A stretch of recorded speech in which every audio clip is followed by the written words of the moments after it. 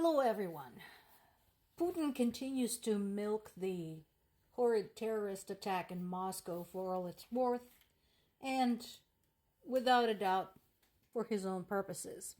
So, on one hand, we have 4 men who have been charged and 2 who have confessed. It is unclear how these men were tracked, why they confessed. However, there are now photographs emerging showing that these men have been severely beaten. So it is unclear whether those really are the actual culprits. Again, I know I will be accused of having overactive imagination, but I do have to wonder if we have life imitating art with the whole V for Vendetta trick playing out, where a government organizes a terrorist attack against its own people to have a reason to blame somebody else and to convince people that they need the government to protect them. So all of the violations of freedom of speech, of human rights, etc., etc., are all for the good reason. It's all for everybody's safety. I'll obviously keep watching the story. It is important. But it is very possible that we might never know what actually happened there, unless Putin's regime is overthrown and some documents emerge later. Predictably, everybody's being accused. Like everybody. So yesterday, Russian government claimed it was US, UK, and Ukraine. Today, they have actually added the Baltic states to the list. The thing is that there is literally no proof of any of this. Literally no proof. So, from the standpoint of just common sense, which is seriously lacking in this particular case, why would Ukraine, for example, waste its valuable resources while it's fighting for its very survival? Why the hell would it waste resources on a dumb terrorist attack against a civilian target where they can instead just use the same resources and send some drones against Russia's military bases where it would hurt? Ukrainians are no idiots. They understand that they have to tread carefully, that they have to minimize Russian casualties as much as possible. So this is just pure insanity.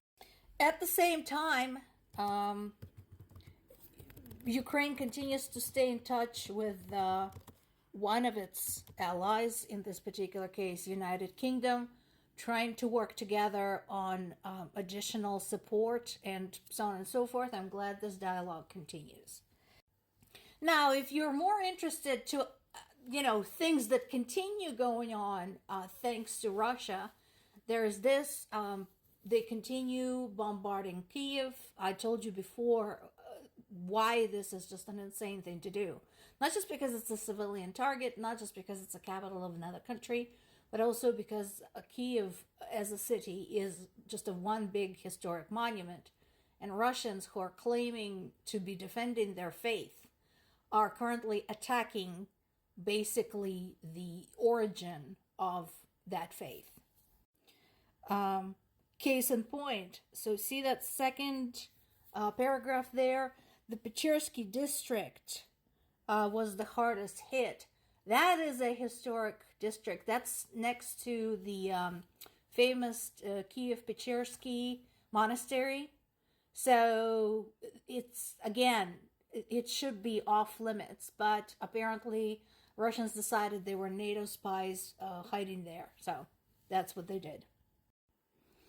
And then there's this, and this is interesting.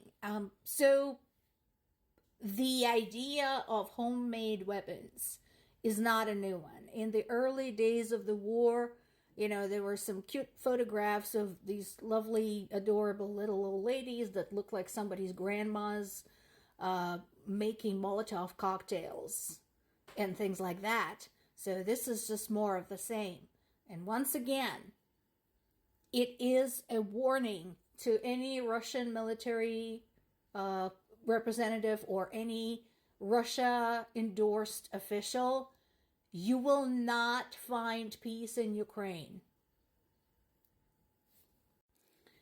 People of Ukraine know how to defend themselves. People of Ukraine now know how to build drones, how to make homemade explosives, how to do Molotov cocktails, and proof is in what has been happening in the occupied areas. Go and look at your own rosters. How many Russian installed military and civilian officials have been blown up, shot, poisoned, and so on and so forth? Is it not sinking in yet? Because it should. It's been enough time.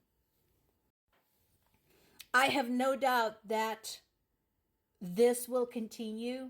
The effort will continue. This will keep going on, even if it's not sanctioned by Ukraine's government. Because, again, Ukrainian people are not going to just roll over and give up their country. They're not going to roll over and give up their independence and their ability to decide their own history. This is Ukraine.